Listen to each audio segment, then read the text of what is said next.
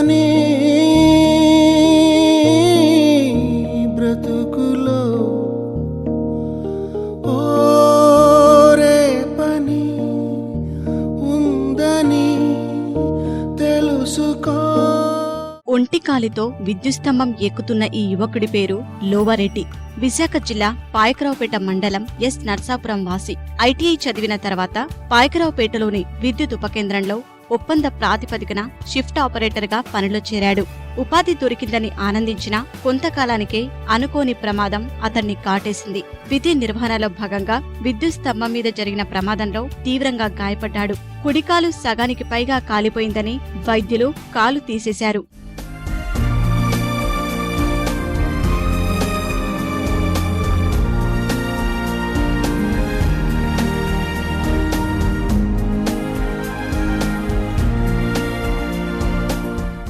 లోవారెడ్డిని వైకల్యం ఎంతో బాధించింది.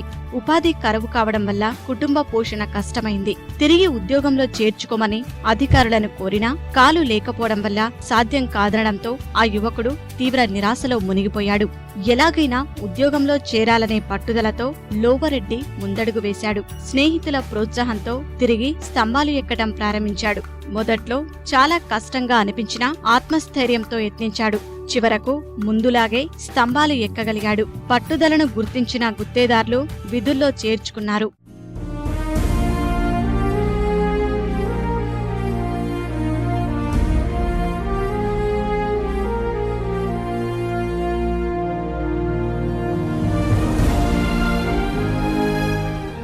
లోవారెడ్డికి ప్రమాదం జరగకముందు జూనియర్ లైన్మెన్ పోస్టులకు ప్రకటన విడుదలైంది. అప్పట్లోనే దరఖాస్తు చేసుకున్నాడు. తాజాగా ఈ సంస్థ చేపడుతున్న ఎంపిక ప్రక్రియకు హాజరయ్యాడు.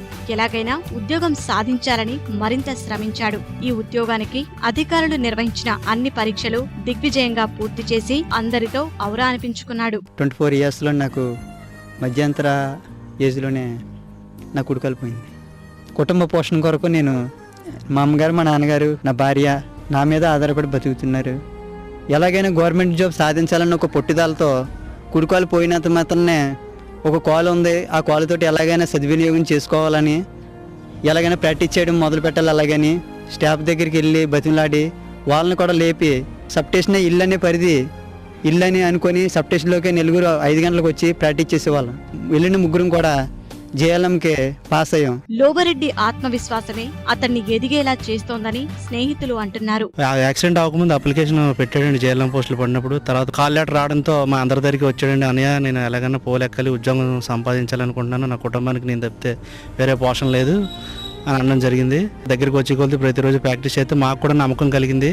కొసకి వచ్చేసరికి అక్కడికి వెళ్ళిన తర్వాత పోల్ ఎక్కేసరికి మేము చాలా గర్వపడ్డాం. తనకు పట్టుదల ఎక్కువ అండి. పట్టుదల ఎక్కువ వల్ల మాకు కూడా అతనికి సహకరించాలనే ఎక్కగలనే కాన్ఫిడెంట్ కూడా మాకు ఉండేది. ఈ పోల్ క్లైంబింగ్ టెస్ట్ చాలా ఇంపార్టెంట్. అట్లాంటి ఈ పోల్ క్లైంబింగ్ టెస్ట్లో మొన్న 2వ తారీఖున లోవారెడ్డి అనేటటువంటి ఒక వ్యక్తి ఒక కాలు లేకపోయినప్పటికీ కూడా చాలా చక్కగా పోల్ క్లైంబింగ్ టెస్ట్ను చేయటం జరిగింది. ఆత్మవిశ్వాసం ఉంటే అంగవైకల్యం లక్ష్యానికి ఏమాత్రం అడ్డుకాదని నిరూపించిన లోవారెడ్డి ఆదర్శప్రాయుడు.